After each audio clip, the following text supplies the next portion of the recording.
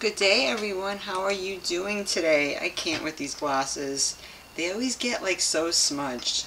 So I got a little in between time. Today was crazy. I had so much paperwork to do today. My trustee inboxed all of us last night. It was funny because it's like you ever really like think about something so hard and then it's like it comes to you like the next day. I was like, if I don't get an update by Friday, I'm gonna call. And I sure did, and she had me pump out so much paperwork, so now I have like a healthy appreciation, you know, for this this whole you know, remedy that we're doing. So this is a pretty interesting picture because I was going into usury, so I just want to see how far we can go. I actually printed out a lot of notes on this. And I'm going to show you a video that I'm doing a review on too. I want to see how far I can get into. You know, I always want to give you guys like tangible stuff, but usury. Look at all this that I printed out. So this is from Christ Drives the Usurers Out of the Temple. It's a woodcut by Lucas Greenock the Elder and Passionary of Christ and Antichrist. Just a weird picture that comes up because I was going into this topic, usury, and just an interesting word that you'll go into, which is the practice of making unethical or immoral monetary loans that unfairly enrich the lender. But you really go into the history of Europe too. It's not what I wanted to do. How are you all doing today? You doing good? I was so tired. I woke up at 5, 6. I don't know how you slept, but crazy dreams too. It's an overactive imagination, right? So with this usury, we read some of this, right? Let's see more stuff that stuck out to me too, and looking at some of the references was really good. And I'm going to show you too, let me get my face out of the way, on eSword, right? Because the verse of Ezekiel came up. I have my little magnifier. Why do I do that? I'm not on my game today. Please forgive me. This is the only way I can magnify it for you guys. Can you get out of the way, please? Thank you. So in Ezekiel, you're going to find the word H5392. Interest on a debt, usury. Neshek. That's a Hebrew word. It's in, I guess, 12 times in the Bible. So, definitely a hot topic in the scriptures. So, I love eSword. Anyone who's teaching, right, likes to show eSword to show the origin, like the intention of these words. Very important. So, interest on a debt, guys. Usury, neshek, 12 times occurrence. Where did I find that? Ezekiel. Can I bring this up here? How does this thing work? It's the magnifier. Hey, here we go. Ezekiel chapter 18, verse 13. Again with that 13. Hath given forth upon usury, and has taken increase. Shall he then live? He shall not live. He has done all these abominations. He shall surely die. His blood shall be upon him. Very interesting. Let me get out of here. This thing. Because it doesn't have the magnifier at the corner. I guess I'm done with that. So Ezekiel chapter 18 verse, you guessed it, 13. And we went into how in the Roman Empire, banking during the Roman Empire was different from modern banking. During the Principate period, most banking activities were conducted by private individuals. who operated as large banking firms do today. Anyone that had any available liquid assets and wished to lend it out could easily do so. So I read a bunch of that before we read this. Some more things came out that was interesting. Johnson contends that the Torah treats lending as philanthropy in a poor community whose aim was collective survival, but which is not obligated to be charitable toward outsiders.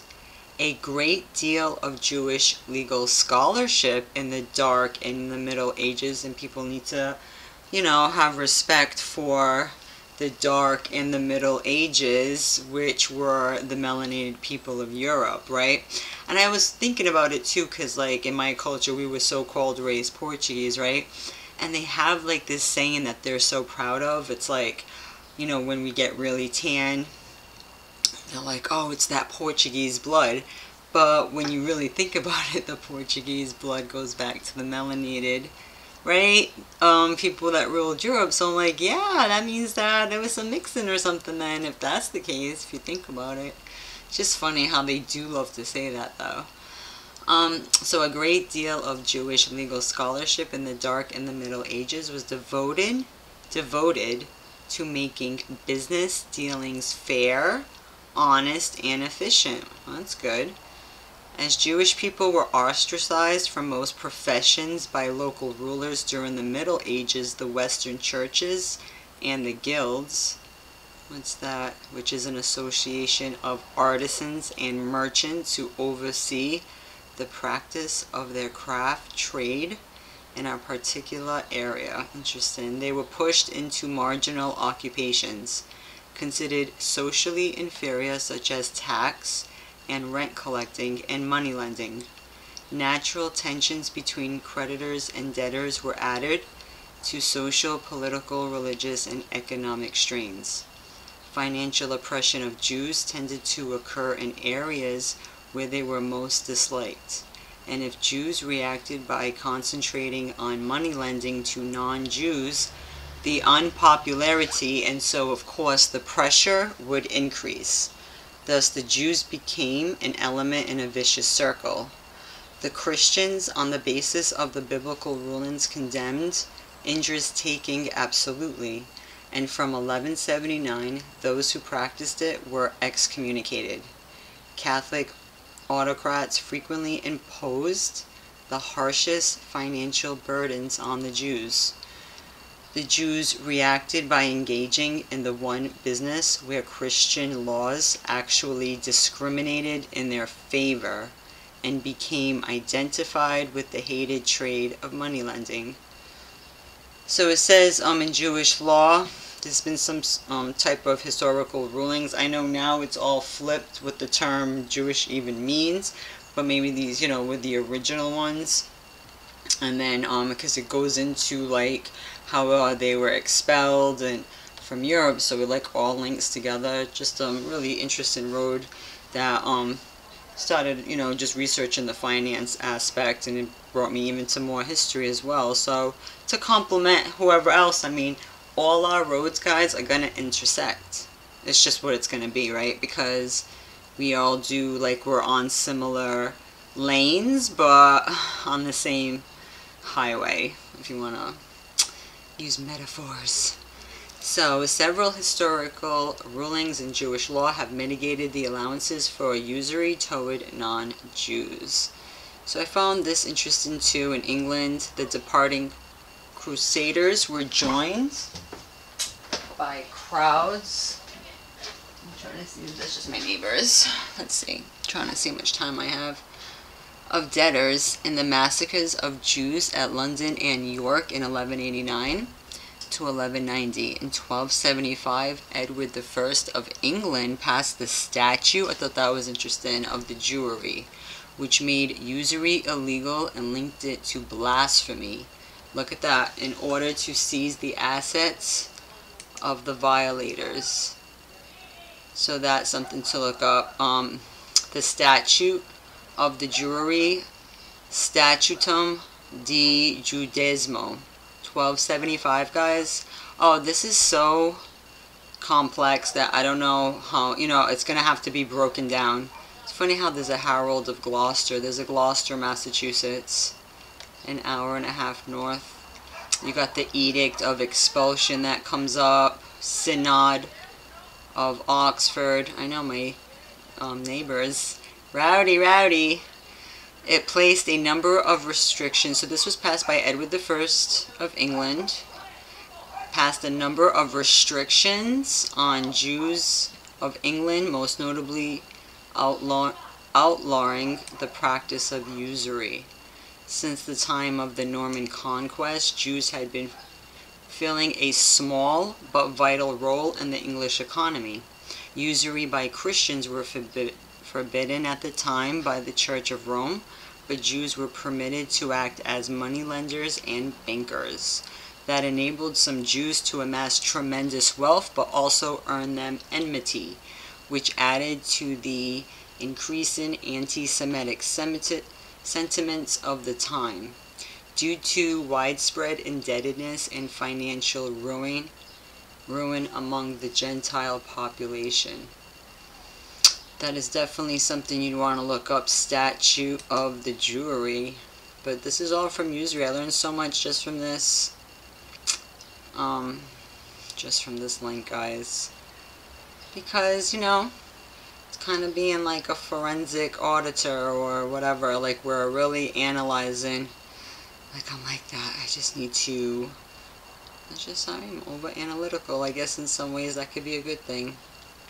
So, he said all this, and, Edward I, he passed the Statute of the Jewry, and he linked it to blasphemy in order to seize the assets of the violators, because a lot of time when they pass their edicts, they'll try to act like they're so pious, but it's really just to seize whatever, right? Scores of English Jews were arrested, 300 were hanged, and their property went to the crown.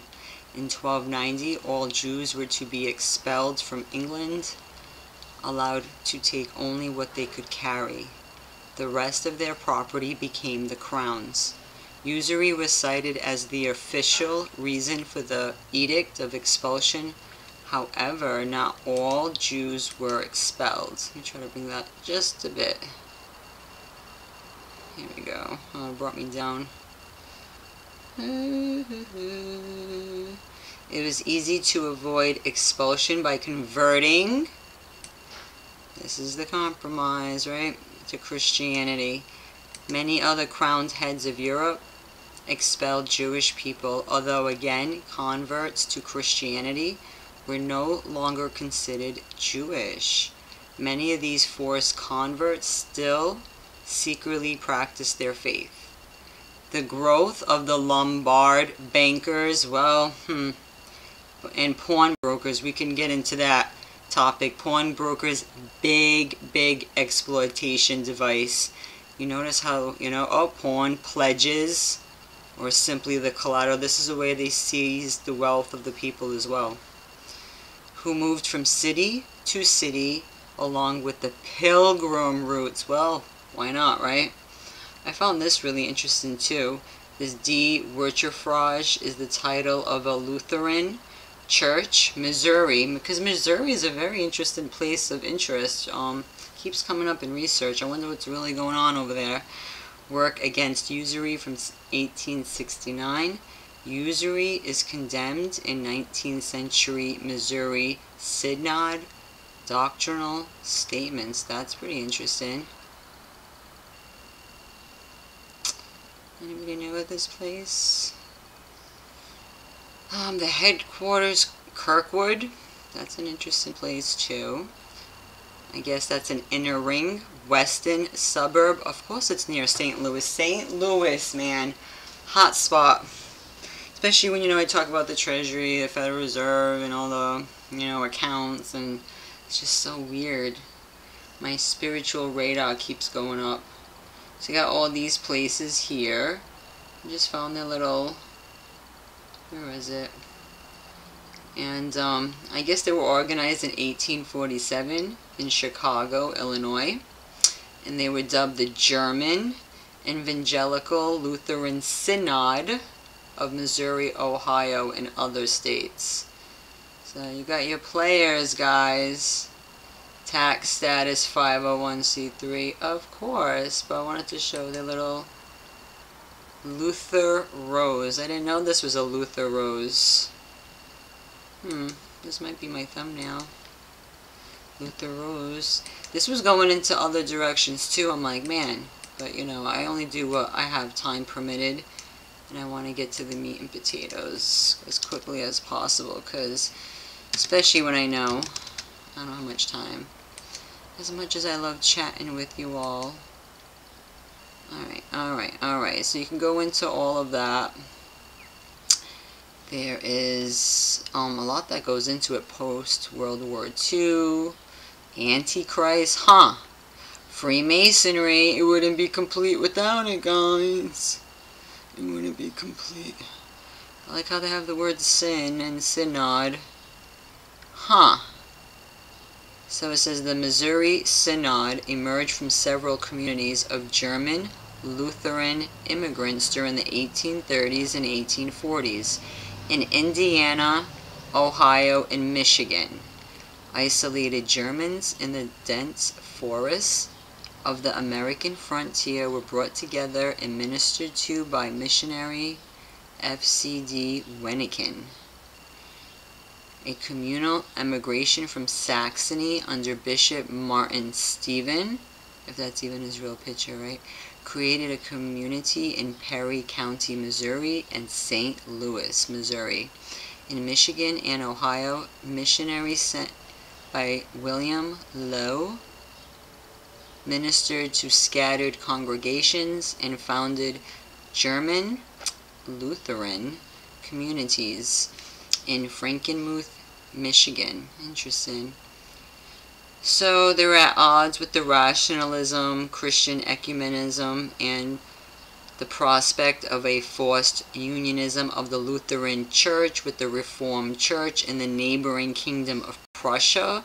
That comes up. The Prussian Union of 1817 put in place what they considered non-Lutheran communion and baptismal doctrine and practice in order to freely practice their Christian faith in accordance with the Lutheran confessions outlined in the Book of Concord. Stephen and between 600 and 700 other Saxon Lutherans left for the United States. That's interesting. In November, guys, 1838. That was in December 31st. And I guess in January, the following year, they lost one ship. So St. Louis, interesting. First group arrived 1839. And the final group, led by Stephen, remained in New Orleans for 10 days, possibly to wait for the passengers of the lost ship, Amalia. The immigrants ultimately settled in Perry County, Missouri. It would be an interesting place to research, and in around, you guessed it, St. Louis. And he was the bishop of the new... I can see a lot of shenanigans already happening there, guys. See, I mean, just going through usury. Who knew? Who knew, my friends? Let me go back. I know if I just scroll down so fast and it's so big.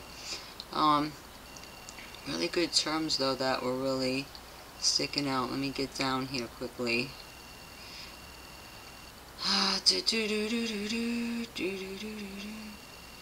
Let's see. Do a little here. The 18th century Papal Prohibition on usury, which I guess was called a Vix Prevenit on usury, meant that it was a sin to charge interest on a money loan. Let me go down just to make it bigger for you. We went through that. As set forth by Thomas Aquinas in the 13th century, because money was invented to be an intermediary in exchange for goods. It is unjust to charge a fee to someone after giving them money.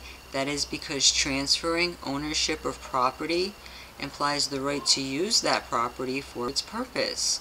Accordingly, if a man wanted to sell wine separately from the use of the one, he would be selling the same thing twice, or he would be selling what does not exist. Wherefore he would evidently commit a sin of injustice. So this is very interesting. And there was an act 1545, an act against usury. There's many acts and different laws that come up. What's this, 37? I guess this would be interesting to look up, because there's a lot of acts of the Parliament of England, and there's a lot of things that happen around this time. You see all this? You see all this? Public acts. Oh my god. I'm gonna have to look. I'm gonna have to do a whole video just on that. You see how many? Oh yeah, baby. We've seen that symbol before, have we not? So yeah, because that was right before the 1666 Sesticay Act, right? And there was a lot that like led up to that. So again, I don't know how far, as you see how far we can go, but you see how it led to that picture there. And again, and like, not to make this, you know, because I really wanted to at least touch this topic a little bit, right? And Ezekiel 18 came up here. The Old Testament condemns the practice of charging interest on a poor person, because a loan should be an act of compassion and taking care of one's neighbor. It teaches that making a profit off a loan from a poor person is exploiting that person. Exodus chapter 22, verses 25 to 27. Similarly, charging of interest or the taking of clothing as pledges is condemned in Ezekiel 18. In Deuteronomy chapter 23, verse 19, prohibits the taking of interest in the form of money or food when lending to a brother. It is not clear if this refers to an actual brother, a fellow Israelite, or any human being. So there's a lot that goes in here, so I wanted to kind of skip over, so I'm not reading every little thing, but because there is some things that stuck out too. I guess that anybody who accepted interest under the reign of, what is this, Lateran, the third, or the third council of the Lateran, anyone who accepted interest on loans could receive neither the sacraments nor Christian burial. They really took that stuff seriously. Nearly everywhere the crime of usury has become so firmly rooted that many, omitting other business, practice usury as if it were permitted, and in no way observe how it is forbidden in both the Old and New Testament. We therefore declare that notorious usurers should not be admitted to communion of the altar or receive Christian burial if they die in this sin. Whoever receives them or gives them Christian burial should be compelled to give back what he has received, and let him remain suspended from the performance of his office until he has made satisfaction according to the judgment of his own bishop. That's canon number 25. The Council of Vienna made the belief in the right to usury a heresy in 1311 and condemned all secular legislation that allowed it. That's interesting. Up to the 16th century, usury was condemned by the Catholic Church, but not really defined. During the 5th Lateran Council in the 10th session in the year 1515, the Council for the first time gave a definition of usury. For that is the real meaning of usury, when from its use a thing which produces nothing is applied to the acquiring of gain and profit without any work, any expense, or any risk. The 5th Lateran Council in the same declaration gave explicit approval of charging a fee for services so long as no profit was made in the case of mounts of piety. That's an interesting story too. There's a lot of instances where the story actually comes together with other stories as well, because this is like a recurring theme in history, it seems. Let's see. You can read it on your own too, because I don't want to read every single part, but like I said, just go into this link, and also the references too. Pope Sixtus V condemned the practice of charging interest as detestable to God and man, damned by the sacred canons and contrary to Christian charity. And St. Thomas Aquinas, the leading scholastic theologian of the Catholic Church, argued charging of interest is wrong because it amounts to double charging for both the thing and the use of a thing. Makes a lot of sense too, in a way. So you go into Christian doctrine, then you go to Aristotelian natural law. Aristotle's argument is that interest is unnatural, since money as a sterile element cannot naturally reproduce itself. Thus, usury conflicts with natural law, just that it offends Christian revelation. As such, Aquinas taught that interest is inherently unjust, and one who charges interest sins. Outlawing usury did not prevent investment, but stipulated that in order for the investor to share in the profit, he must share the risk. In short, he must be a joint venturer. Simply to invest the money and expect it to be returned regardless of the success of the venture was to make money simply by having money and not by taking any risk or by doing any work or by any effort or sacrifice at all, which is usury. Islam likewise condemns usury but allowed commerce. Alrighty then. And you got this al-Baqarah. It's yet another. What is that? I'm just nosy. Let's see, what is this? That's what you gotta do.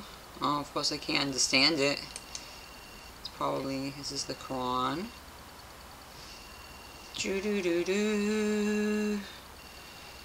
Those, let's read what it says. Let's just see. Don't be weird.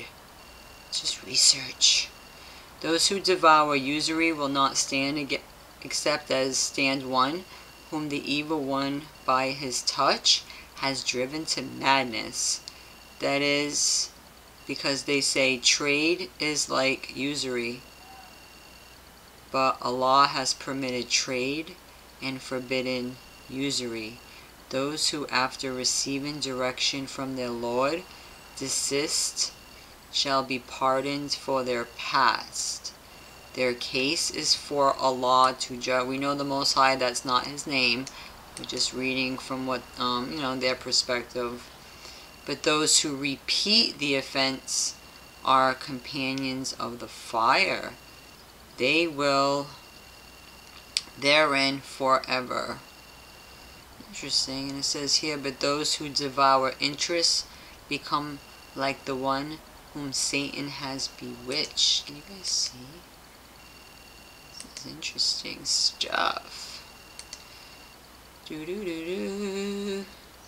And maddened by his touch. They had been condemned to this condition because they say trade is just like interest, whereas Allah has made trade lawful and interest unlawful. Henceforth, if one abstains from taking interest after receiving this admonition from his Lord, no legal action will be taken against him regarding the interest he had devoured before.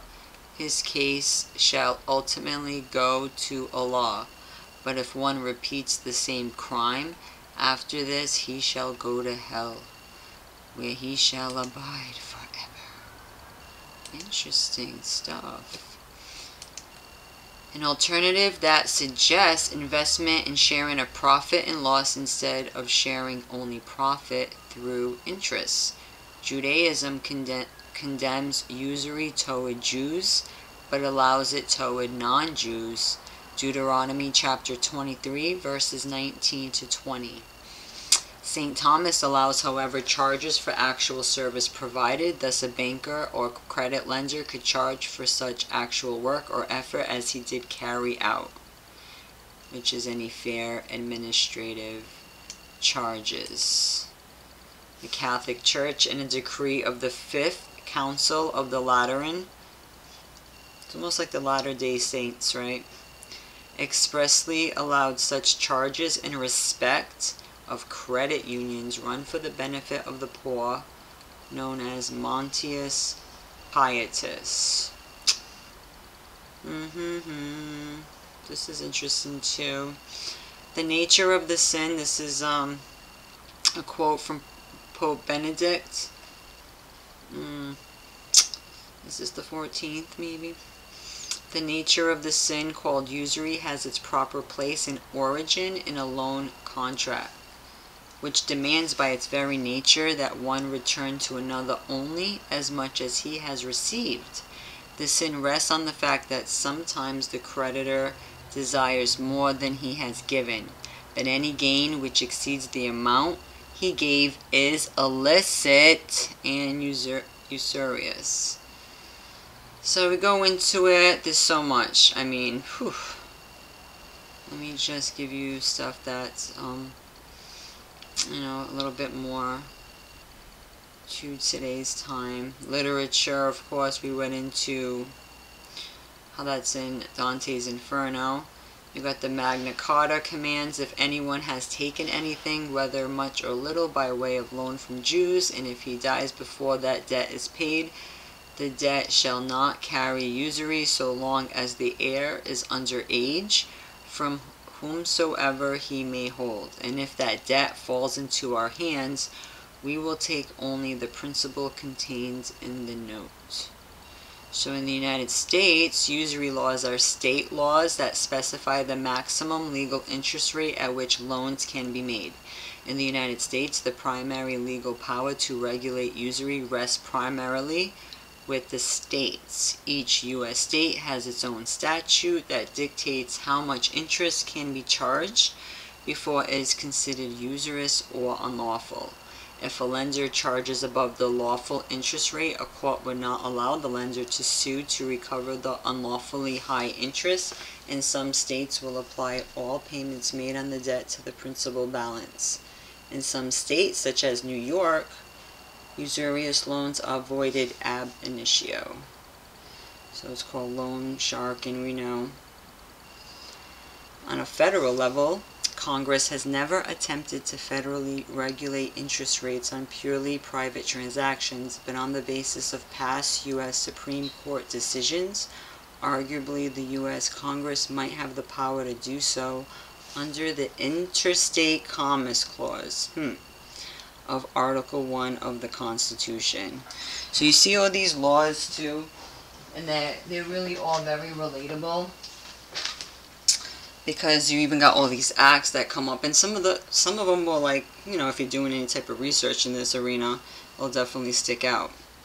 Congress imposed a federal criminal penalty for unlawful interest rates through the Racketeer Influenced and Corrupt Organization Act, which we've heard of, RICO, and its definition of unlawful debt, what makes it a potential federal felony to lend money at an interest rate more than twice the local state usury rate, and then try to collect that debt. Well, yeah, you should see some of these rates are crazy.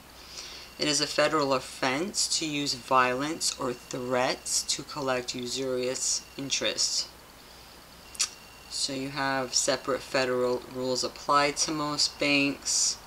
So you got all these different things that be relevant, I'm sure. And I got this term as I was reading all of this too, because you're going to get terms at the bottom as well. Where was I at? I was actually reading something from down here. Americans for Fairness in Lending. It kind of gives you like a history guideline, which I found fascinating. I actually printed this out for me. It says, what do Hammurabi, Plato, Charlemagne, Dante, and Queens Mary and Elizabeth have in common. They all condemned, outlawed, or regulated the charging of interest on loans.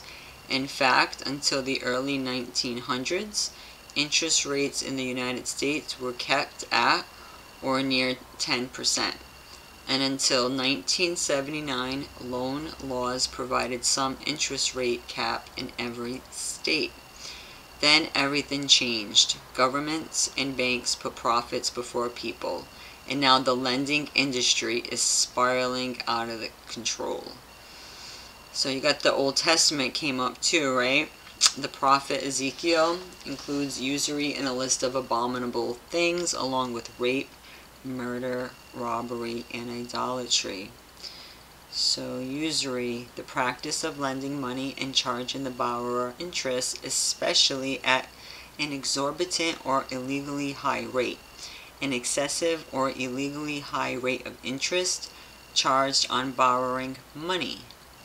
The archaic sense, interest charged or paid on a loan. So you have a lot of this like history timeline, which was pretty cool. It says Jews are forbidden to lend at interest to one another. Exodus 22 to 25. Chapter 22 verse 25. Deuteronomy chapter 23 verses 19 to 20. And then Leviticus chapter 25 verses 35 to 37. 1750 BC. This is the Code of Hammurabi. A lot of people heard of that. Regulates the interest that can be charged on a loan. Historical records indicate that many loans were made below the legal limit. Then in 800 to 600 BC, both Plato and Aristotle believed usury was immoral and unjust. The Greeks at first regulate interest and then deregulate it. After deregulation, there was so much unregulated debt that Athenians were sold into slavery and threatened revolt. 443 BC, the Romans adopted the 12 tables and capped interest at 8 1/3%. 88 BC, the Roman usury rate is raised to 12%.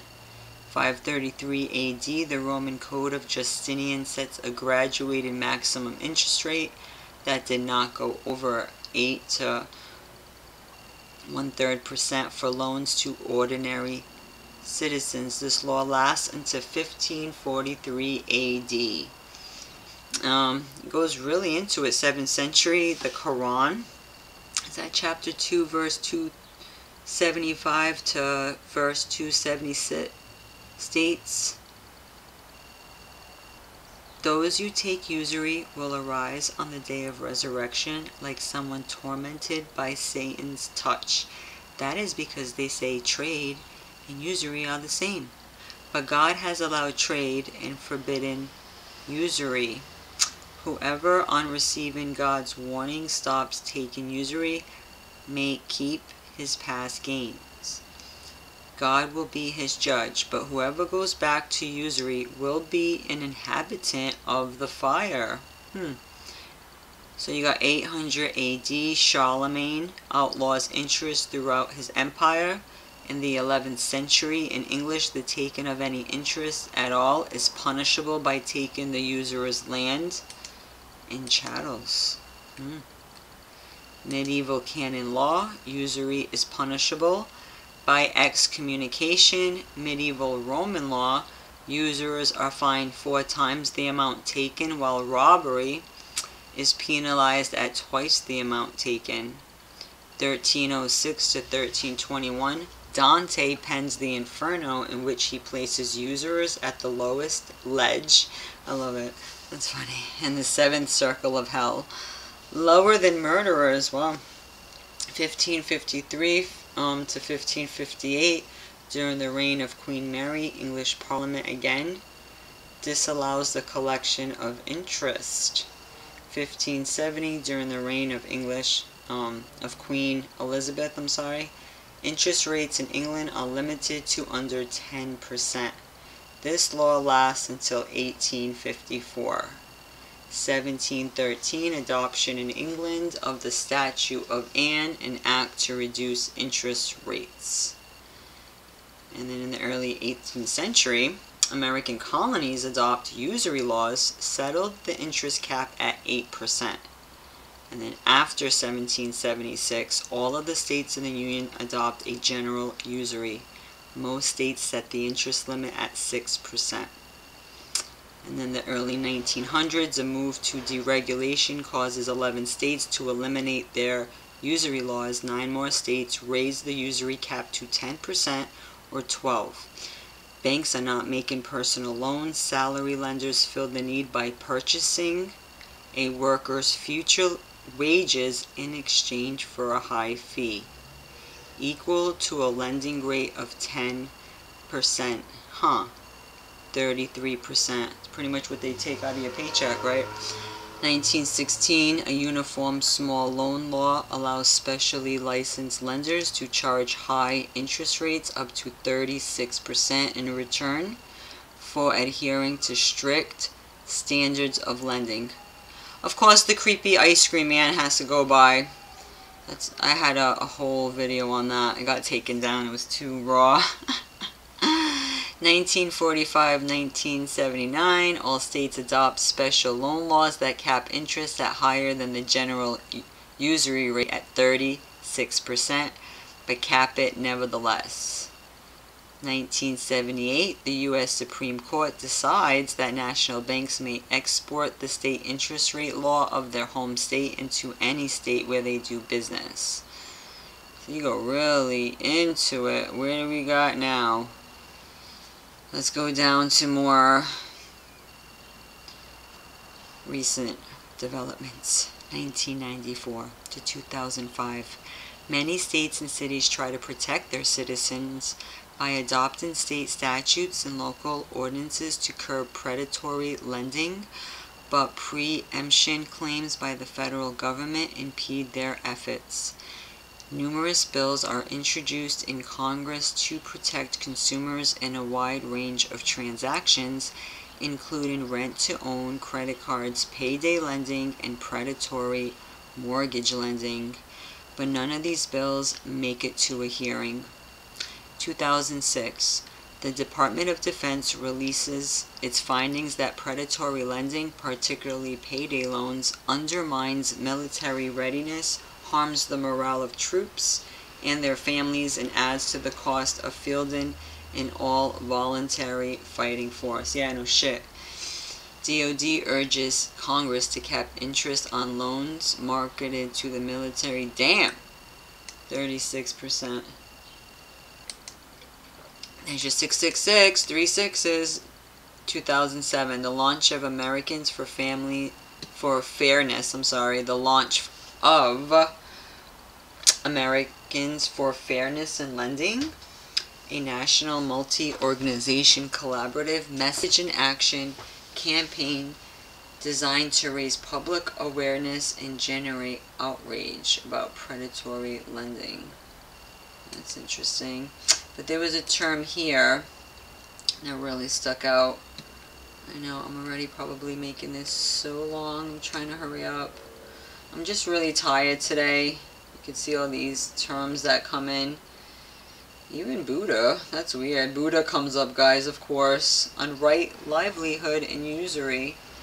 A lot of interesting things, though. You see how you can go right into the, look, the laws, too, if you need to. Look, 18 U.S.C. 1961. Ooh. This is actually something I was researching. 18 U.S.C. Chapter 42. Extortionate credit transactions. Just this little nugget alone is going to give you, and look at all of that too. I didn't even get to go into everything with the history because of what happened with, I guess the Jews, they were expelled, so-called because of that, but I'm sure there was more to it than that, but we will definitely go into some of this. This right here really stuck out. A Contractum Trinius was a set of contracts devised by European bankers and merchants in the Middle Ages as a method of circumventing canonical laws prohibiting usury as a part of Christian finance. At the time, most Christian nations heavily incorporated scripture into their laws, and as such, it was illegal for any person to charge interest on a loan.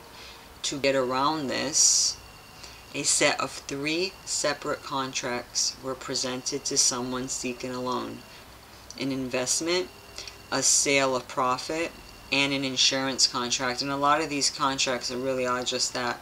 Each of these contracts were permissible under canon law, but together replicated the effect of an interest-bearing loan. I'm telling you, this is their loophole. Where are we at? Already at 45 minutes, guys. I wasn't even trying to go that far with you today, as much as I love y'all. Oh, I wanted to show you too. It's getting dark in here, guys. Of course, I'm losing everything. But Contractum Trinius. What did I do with my important stuff? There's just too much going on today, guys. I probably, of course, it's just because I'm on camera. I literally just had it in my hand. Oh. Because you know how I was talking about applying for your birth certificate or your certificate of live birth and the different versions you can get? I was doing that on Vital Check. I don't know if you're one of those who even watched that video. Well, I ordered, because they'll say, what do you want it for? And it'll give, you know, you'll ask all these different reasons, you know, you'll state all these different reasons. And I got different versions of them. Some of them look like the actual page number from the book. And that's when I say I want it for, like, private record keeping and stuff. But a lot of people eventually, they want to do things like, you know, redeem their securities and stuff. So I put, when I ordered this one just came in today. So like, when you get the receipt, you should put type, right? And put a little mark in. Like I asked for the type for inheritance and estate settlement. You know what I'm trying to say? Let me try to block some of my stuff. And it came out in this format. So I was like, oh, I wonder what format it'll come in. So I'll just show like quick without showing my info. Like it'll be like that. It'll be all caps sometimes. When I say I want the one for my personal records, maybe this is the one for the estate probably.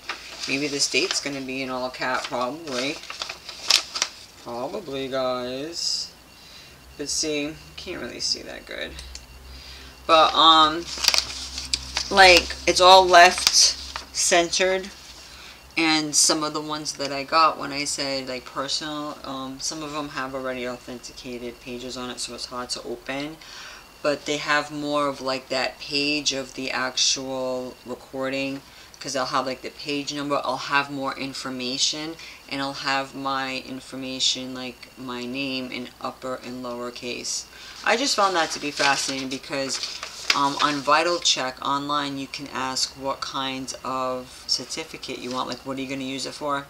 So I put estate and settlement, and it came out like this. Just interesting stuff. Little things that I'm doing. But when you get the slip, right, I got to add this to my property list. Oh, I know. I'm doing so much paperwork. Oh, I was shaking earlier today. I was like so in the zone, because I was like putting pressure on myself, and I gotta get something mailed out tomorrow. But I want you guys to check this out, because just reading all the interest stuff, this is 2 years old. A lot of people know about the late great Patrick Devine. For all we know, he could just be, you know, living in the private and not really, you know, they say he died, but just to say if he really did, but that's on him if he wants to stay in the private, is what I'm saying. But I want you to listen to this part, because this part was really good, and it made me think of like the Bible and how a lot of it can do with like metaphors when it comes to this. So just you know, and he'll give you a template too. So see how he uses the postal zip. So he does things a little differently. I took a screenshot of this, but this could be like a good review for you guys too. Check him out on Robots and Patriots. It's called 1099C. 10 tidings as redare. This depiction or whatever. Description? Yeah, description, I think is what it was.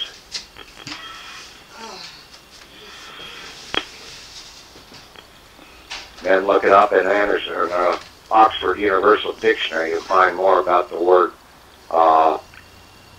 plan in there. See, it's like a maze, okay? They've laid out a systematic program that they want you to follow. Well, you don't have to follow that if you've got free choice. Mm-hmm.